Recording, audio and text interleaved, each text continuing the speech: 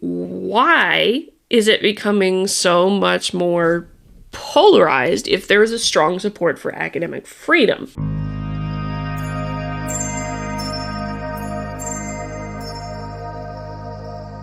Hello. It feels so good to be back. I'm back after my holiday break and vacation. I hope you all are doing fine and fantastic. So some things first, some housekeeping notes before I start here. We're going to talk a little bit about a new report on academic freedom in the US, the UK, Canada, and Australia, which is really interesting as I've been reading through it. I'm going to start doing 3 videos a week that are short videos that should go out every morning, like Tuesday, Wednesday, Thursday of every day. And then I'm going to try and keep those shorter, but on Thursday, I'm going to do a long video special once a week. That is going to premiere on YouTube, 7 p.m. Central Time every Thursday. And that is going to be on reviewing some study, going into something with much more depth on those Thursday shows. And I'll be there in the live chat, or I'll at least try to be there in the live chat on Thursday when I do those. And then following that, immediately at 8 p.m. Central Time, every Thursday evening, I will be live exclusively for supporters on Locals. And that in mind, if you haven't become a supporter on Locals, come on over and be a supporter on Locals. It's all sorts of fun here where we get into some interesting discussions. There's some great people there. I want to get to the point where we can have a whole bunch of scientists together with a whole bunch of non-scientists and do some great chats and conversations here. And I will be doing some more things exclusively for Locals members, not just the live Thursday thoughts following the Thursday premiere. So with that in mind, don't forget, you can do an annual subscription, $30 a year, 2 months for free when you do that, or $3 a month. That's pretty much what I do. You can be a member, and membership is free, but you cannot see everything that goes on in the community as a member. You can see most of it. You can see a fair bit of it, at least, and you can like and post. So there's that. We hope you will come on over and join us. It would be fantastic if you did.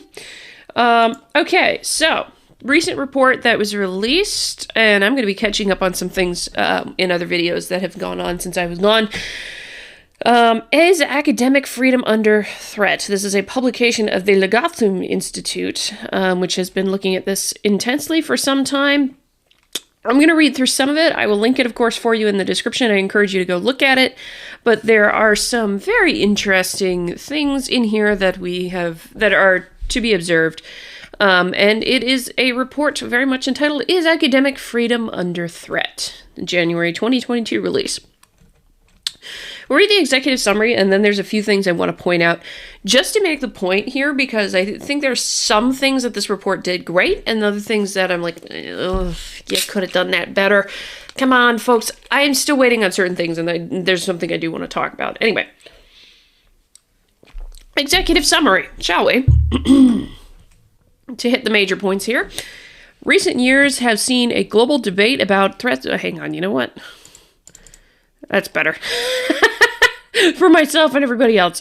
Recent years have seen a global debate about threats to academic freedom, namely the ability of university academics to research, teach, and voice ideas without risk of professional disadvantage. Academic freedom has long been central to the search for the truth. Yes. The development of well-rounded critical thinkers, and the spread of prosperity. The freedom of academics to explore a wide range of ideas without fear of negative consequences helps to drive innovation, dynamic societies, and viewpoint diversity, which is central to countering rising levels of polarization. Yet today it is argued by people from across the political spectrum that academic freedom and freedom of expression more generally are under threat. According to the 2021 Legatum Prosperity Index, freedom of speech has deteriorated across all regions of the world. Didn't know about that index. I may have to go back and look. Meanwhile, within universities, a series of recent evidence-led reports suggests that academic freedom is under threat from several factors. These include, but are not limited to, the growing dominance of particular ideological perspectives on campus, which it is argued are leading to a monoculture that is hostile to alternative views, voices, and beliefs.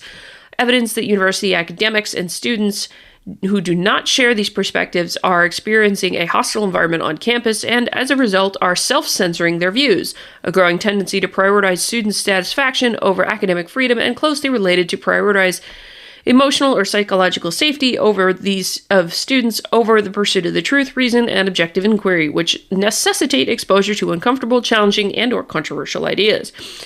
The debate about academic freedom has also tracked a significant number of cases of academics experiencing negative consequences because of their nonconformist views. They include the likes of Kathleen Stock in the United Kingdom, who left her position at the University of Sussex after experiencing harassment and intimidation by trans rights activists; Peter Boghossian, who resigned from Portland State University while claiming the institution was, quote, intolerant of divergent beliefs; Canadian professor Jordan Peterson, whose offer of visiting fellowship at the University of Cambridge was rescinded after protests among staff and students, concerns about threats to academic freedom from a loss of tenure in some U.S. states, and debates about free speech zones, and the specific role of the Prevent Counterterrorism strategy, which some academics in the UK argue is limiting their academic freedom.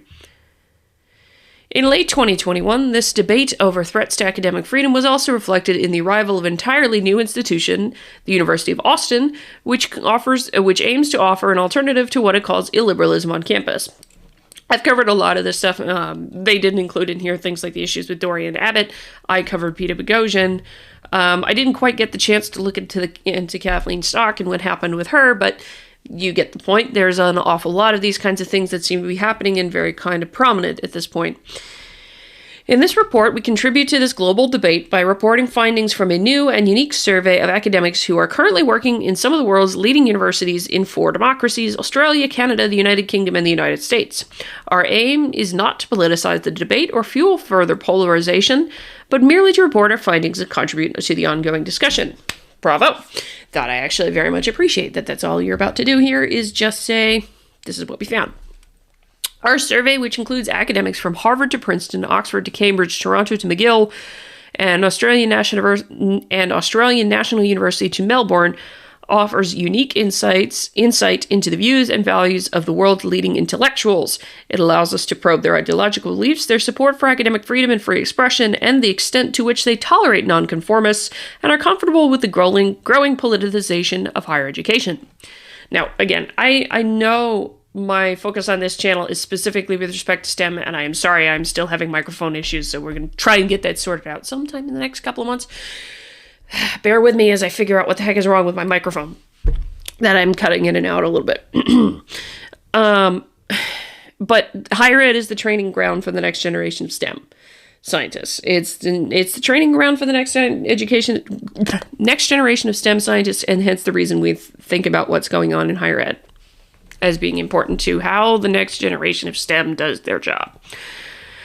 In summary, we find clear evidence of a strong ideological imbalance on campus. Across all 4 democracies, the vast majority of academics, 76%, identify as left-wing, with 21% of the group as identifying as far left. Just 11% identify as right-wing, raising questions about the extent to which viewpoint diversity exists on campus. Very concerning, truthfully. Large numbers of academics. Oh, and I will say, I've read a little further, and we'll get to that. I want to show you something about this because I always caution against using small portions to generalize when there's a lot of different subdisciplines here, and I have yet to see, well, we'll get there, but I have yet to see it really truly, one of these surveys really truly encompass the wide variety of disciplines that can be present at a university now. And we will get into that shortly. Large numbers of academics, regardless of their ideological orientation, feel the need to self-censor their political beliefs on campus. 41% of all academics in the censor say they sometimes feel the need to hide or self-censor political beliefs when on campus. That's scary. 9% of this group strongly feel the need to self-censor.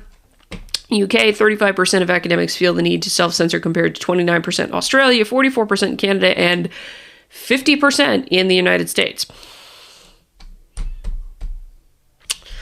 That is interesting, given how much the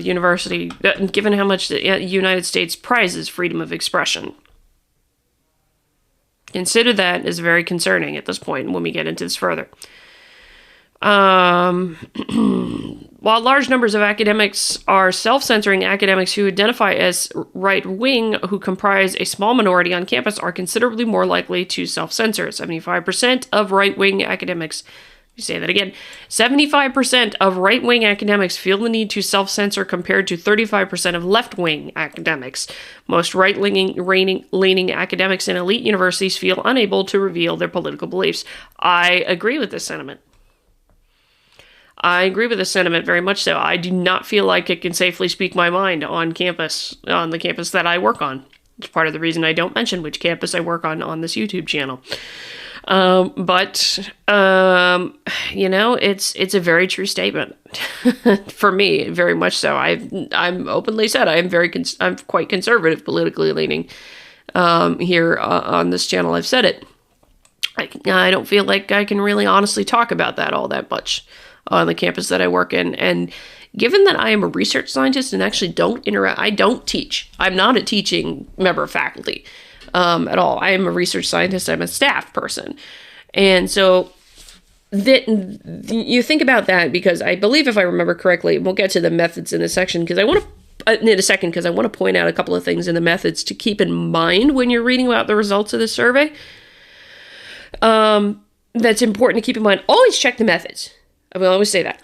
Always check the methods of studies, reports, and things like that. What are they doing? And whether or not they're answering the question that they set out to answer here when they do their particular analysis. Let's see. So let's continue with this. I want to get to that in a second, but I'm going to say I agree, because if I remember correctly, the methods of the study said that they focus primarily on faculty. Think of all the other folks who are staff on a university campus and can't speak their minds on a whole lot of stuff. Encouragingly, despite a strong imbalance on campus, we find significant support for the principle of academic freedom and free expression. Okay, that's great. Why are people not standing up then? And it's because you're afraid to speak your mind often.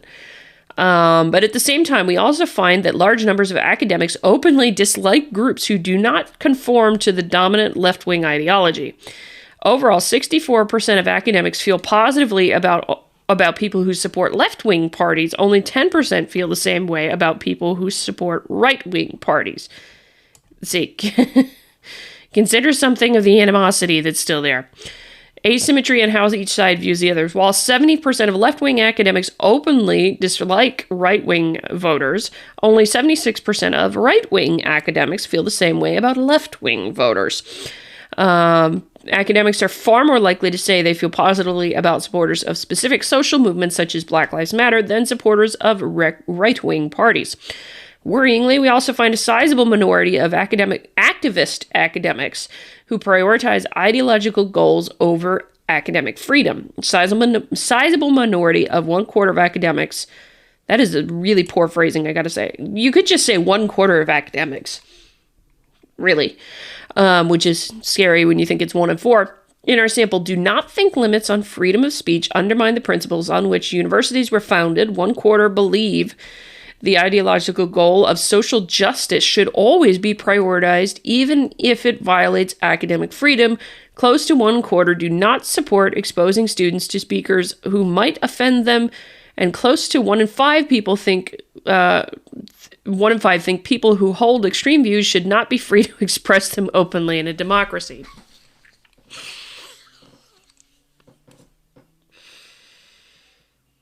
This is why I want to see this done for STEM, because I want to know whether or not there's a lot of STEM faculty who think like this. And as I said, if I remember correctly, there's not a whole lot of STEM people who are actually doing this here. And we're going to get to the method section in a second, but I just want to go with the goals, with the executive summary here.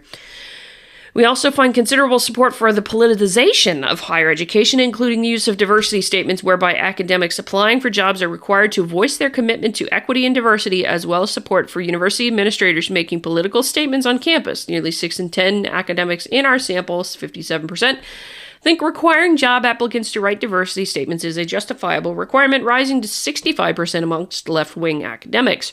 And while almost 60% of academics feel the university administrators have a duty to be politically neutral in their statements on campus, close to 1 in 4 academics, 24%, are comfortable with administrators making political statements. Left-wing academics are significantly more likely to voice these views than right-wing academics, whereas 91% of right-wing academics think academic freedom should always be prioritized, even if it violates social justice ideology. Only 45% of left-wing academics feel the same way, suggesting large numbers of academics who lean left are willing to compromise on the principle of academic freedom. I am not. I don't have a problem with you saying whatever you want, but you have no right to stop me from responding as I choose. That's the thing that makes me concerned, is it's like, for STEM, for science in particular, to do good in its job of pursuing the truth, you have to be willing to approach things from very different perspectives and hear things from very different perspectives. And if you're taught you can't talk because you can't offend somebody, that's censorship. That's pretty much what that is. That gets to the point of being censorship. Now, that's concerning. I mean, obviously, harassment, discrimination, all that is very bad. That's not what I'm talking about. But if you're afraid to offend someone, that is censorship. And you end up being self-censoring. And that's a problem, because you cannot get at the pursuit of the truth, which is the purpose of university and the purpose, the telos, if you will, of science. Lastly, our more fine-grained statistical analysis suggests that this willingness to curtail academic freedom is especially likely to be found among specific groups in the academy, namely young scholars, women, sociologists, and academics in Australia and Canada. It is less likely to be concentrated among typically older professors who enjoy greater job security, i.e. tenure, men academics who work in psychology and who are based in the university. In the U.S., professors are 6.1 points more supportive of academic freedom than assistant professors, suggesting the challenge to academic freedom will remain visible, if not increase, in the years ahead. All right, so I'm going to skip over the introduction here. I want to make a point, because they're making a broad claim about academic freedom, but the problem is they focus on very specific groups. So there was a lot here.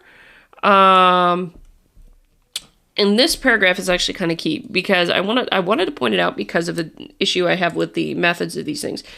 46% are professors, 31% associate professors, senior lecturers, and 23% are assistant professors and lecturers. Accordingly, our sample is slightly biased toward more senior academics at the top universities, though it should be noted that professors also wield greater influence over their departments and universities. So, like I said, this is professors that are responding to this particular survey. This doesn't include staff like myself who are not professors and never will be professors, because I'm a research scientist myself and going in that direction and checked, not intent on teaching. So that's interesting. So it's ignoring the other research staff and things at universities. So again, this is about primarily faculty and professors when they're talking about this. And that can think quite differently from the staff that surrounds them at a university. They are evenly distributed across the social sciences. 27% from political science, 22% from law, 20% from sociology, 18% from psychology, and 13% from economics. This has been a pet peeve of mine for some time. They've not done this with STEM fields. I have not seen this kind of study done with STEM fields, and it really needs to start happening with STEM fields so that we can all get a sense of benchmark of what kind of issues we're dealing with academic freedom in STEM disciplines. Climate science, physics, chemistry, biology, keep going down the list here, engineering, all mathematics, statistics. You know, what's the academic freedom thing there? We kind of want to know that. We kind of should know that. We also kind of should know some of the things going on there. But so this is why I have problems sometimes with broad, sweeping conclusions. As much as I think this is accurate, in similar perhaps to a lesser degree, but to a similar to lesser degree, not 100% sure, I have yet to see a study or a report like this repeated with STEM fields. And that's kind of important, actually. Because as much as I feel like, yes, I myself at a university don't feel like I can speak my mind without running into trouble, as it were, given the prevailing culture on campus. At least it seems to me, prevailing culture on campus. I'm always going to say it that way because I am speaking somewhat anecdotally.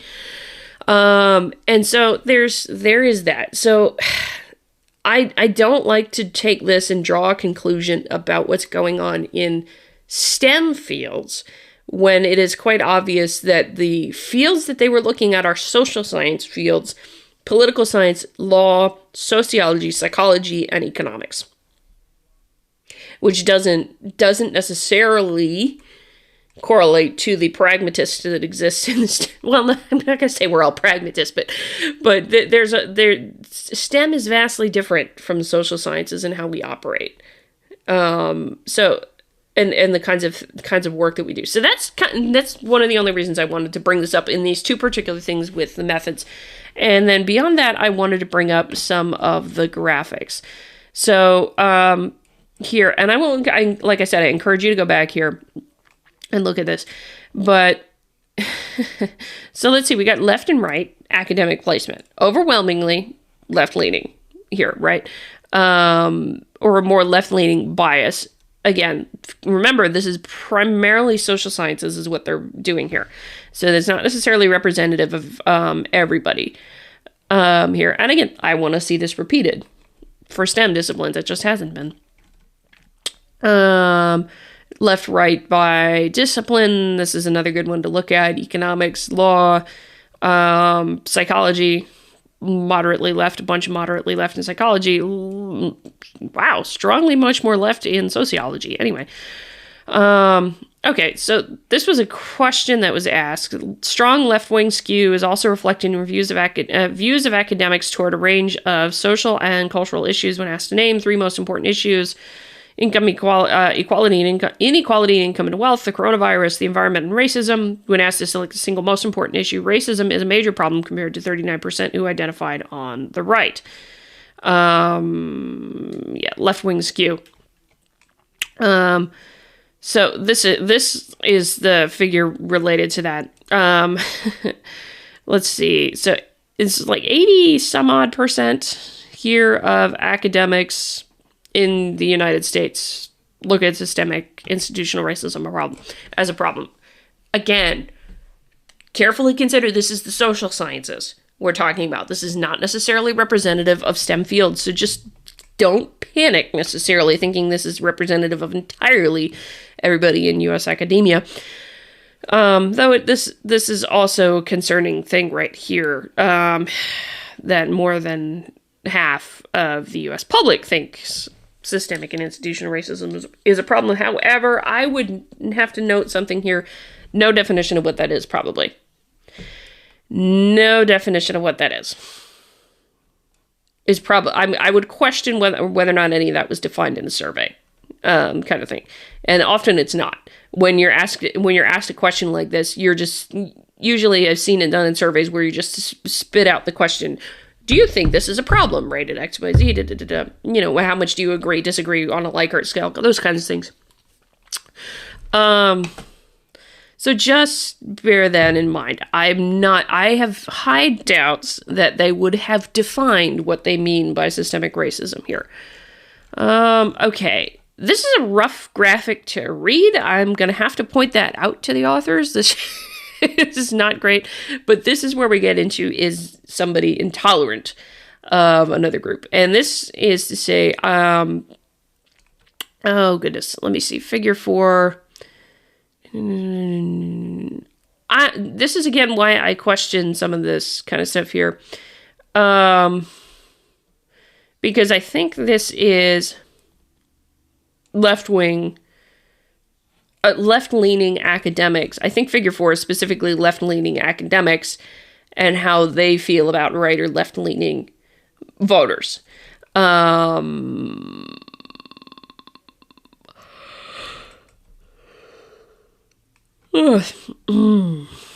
Figure 4 shows when academics, pardon my yawn, were asked about how they felt. It's been a long day. about how they felt about various groups on a scale from 0 to 10, where 0 meant strongly dislike and what have you. The mean rating for left-wing voters is 6.5, and right-wing voters was 3.5. Most academics are willing to openly state they dislike people who vote for right-wing parties at elections. You also got to be careful with, who's right and who's left, because you're talking about 4 different countries. So I would love to see this broken down by, what's the U.S. one versus what's the U.S. graphic versus the other thing. So basically, this is to say there's a preference and demonstrable preference for left-wing voters over right-wing voters given academics here. And again, social sciences. Remember that.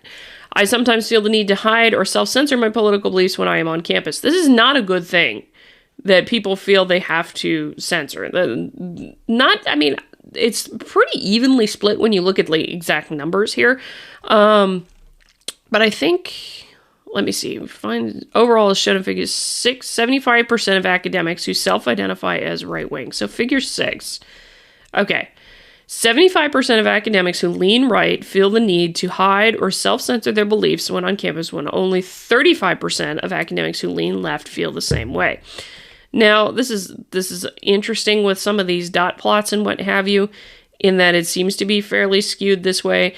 I would question the significance of this trend line, to be honest, and I would wonder if they did a significance test, and this is me being really nerdy, but the statistical part, I apologize. But you look at the spread, this is considerably obvious. I would not question necessarily this part of the trend, with the exception of maybe this one person down here or one person over here. But I would question the significance of this particular trend, this particular portion of the trend, because there is serious spread here amongst folks who feel like they need to censor based upon their placement in the left-right spectrum. And I didn't see this broken. I would love to see this graphic broken down just for U.S. academics, because remember, there's 4 countries here. There's UK, U.S., Australia, and Canada. Views on academic freedom. Yeah, limits on free speech undermine the core and principles on which universities are founded. This is actually scary. And I disagree. Well, I agree that actually limiting free speech really does undermine the core principles on which a university is supposed to work. And so I would actually call that pretty dang concerning. Sizable minority of academics, 25%, who think the goal of social justice should always be prioritized, even if it violates academic freedom. Significant differences on the ideological landscape, where 91% of right-leaning academics... Oh, yeah. This is another one of those graphics. Again, this I don't doubt. And this is in part just because there's so few on the right side of the spectrum. Like I said, only 11% of the academics that they surveyed identified as anywhere near right, from, just to the right of the center to very far right here. But this is quite a heck of a spread. So I question some of the methodology here and how significant some of these trends are. Just me, but I would like more clarity on that, because I don't know. I would love to know the statistical significance of this trend line overall, because of the amount of spread that is right here. So we'll have to see. Sorry. Okay. Academic views of equity, diversity statements. So these are the DEI statements that have unfortunately become quite popular in the last few years. Justifiable requirement for a job at a university that serves diverse communities of students. And you can see the divide right here. I'm not going to read it. You can tell. So this is the right wing bar. This color is the left wing bar. And you can see it is quite obvious. For those of you who've watched this channel, you know where I fall on this. I do think it is an ideological litmus test. And I don't think it is appropriate to ask in a job interview, particularly when there is, at this current moment in history, a very specific way of doing equity and diversity. And a lot of it has to do with critical theory, where that requires you to have a specific worldview or believe in specific things. So you're being asked to write something that may very well be in violation of your own values and how certain things should how you approach diversity yourself. I'm not saying diversity itself is a negative. That's not what I'm saying. Diversity is a good thing. But approaching it, being asked to approach it from a specific lens and viewpoint when you're writing a DEI statement, that is an ideological litmus test. And so I don't particularly want it myself. I agree with that sentiment. So this is such an ideological split that it's really interesting. I had it argued to me, that we're just looking to see how well people work with other people. Why do you need a DEI statement for that?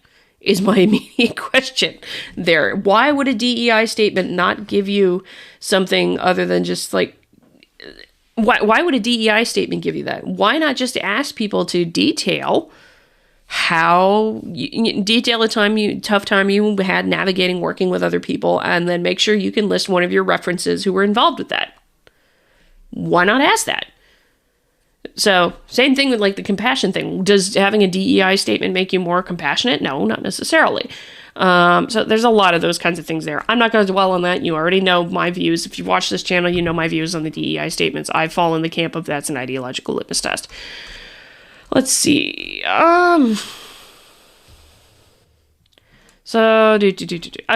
Like I said, I'm going to leave this for you to watch. I don't want to let this run too long today. Let's see. In this briefing, we have reported findings from a new and unique survey of academics who are currently working in some of the world's most elite universities, exploring their backgrounds, political orientation, and views of issues relating to academic freedom. Our aim was to continue to contribute to a rapidly growing international evidence base on the state of academic freedom in advanced Western democracies. Our study both confirms and expands upon existing findings in literature. We find strong ideological bias in our sample, with more than 3/4 of academics in our unique sample leaning left and just 1 in 10 leaning right. We find that large numbers of academics are self-censoring political beliefs on campus, and that those who comprise the political minority are especially likely to do so. That I agree with. But again, remember, this didn't include STEM people, and it didn't include folks who are not professors. Just remember that, because then there's things there that this is particularly pertaining to what goes on with social sciences more so than STEM fields. Popular claims that the vast majority of academics oppose the principles of academic freedom are wide off the mark, however. At broad level, we find strong support for principles of academic freedom of speech, and are also for exposing students to viewpoint diversity, to ideas and thinkers who might offend them. However, at the same time, we find clear evidence of a sizable and radical minority of academics who openly dislike individuals at the other end of the political spectrum. This group is far more willing to prioritize ideological goals over academic freedom, appears comfortable with limits on freedom of speech, do not see these as undermining the principles on which universities were founded, and do not support exposing students to speakers who might offend them. Academics who lean left are especially likely to think this way. We also find a much larger circle of tacit support amongst academics for initiatives that are considered by some scholars to be overtly political in nature, such as the growing use of diversity statements on campus, whereby academics are incentivized to endorse a particular worldview, and support for university administrators making overtly political statements. Future research will be well placed to explore these issues in more detail, especially given the tendency to violate the academic freedom of nonconformists who do not share this worldview. While the debate about academic freedom has tended to remain fixed on individual academics and events, it should be broadened out much more fully. So that's their closing summary. And like I said, take it with the caveat that this focuses on social sciences, and it also focuses on professors, not students or staff in here. So just bear that one in mind with it, because there's that. The danger, there is the spoken, I'm going to give it, the data is there, that there is the spoken desire for academic freedom and viewpoint diversity, and that is good. That is good. I'm all for it myself. Go to town, speak your mind. Have many different viewpoints. I love listening to it, actually. I enjoy listening to it. I listen to some pretty interesting commentaries and all sorts of all over the place. But the question with universities is then, why is it becoming so much more polarized if there is a strong support for academic freedom? And I wonder, because they show the graphic about They show the graphic about the strong dislike of the opposite side of people voted that way. That's part of it, because you may be for viewpoint diversity, but you may not want to hear something you dislike. And I wonder about that. And the self-censoring that is there alongside of that, where you don't want to offend anybody. If you're self-censoring because you don't want to offend anybody, or you're afraid you're going to be accused of something, like if you go back to FIRE's 2021 college free speech rankings, they talked about this with a number of different universities, where they're absolutely afraid to say something because they don't want to get tarred and feathered with label. That's not true, even as much as it's not true. It's nasty, it's horrific, it can ruin your life and reputation. You've seen it many times. So yeah, you want academic freedom, but then you're cowed from speaking, because if you speak and you offend somebody, you end up with doing that, with that whole mess in your life. And so academic freedom doesn't get defended because you're afraid to speak. So I guess my conclusion on that is you got to speak. And particularly when this comes to science, if you're afraid of offending somebody because you have a divergent opinion on something, then you end up with the problem that groupthink just abounds in STEM at that point. And that's not good either, because STEM science fields need to be about the pursuit of the truth. And again, this particular study is not about STEM. I'm just at the moment saying, if this were true for STEM, because this is not about STEM in this one, they focused on social sciences. So I want to see a study done about this for STEM. I really do.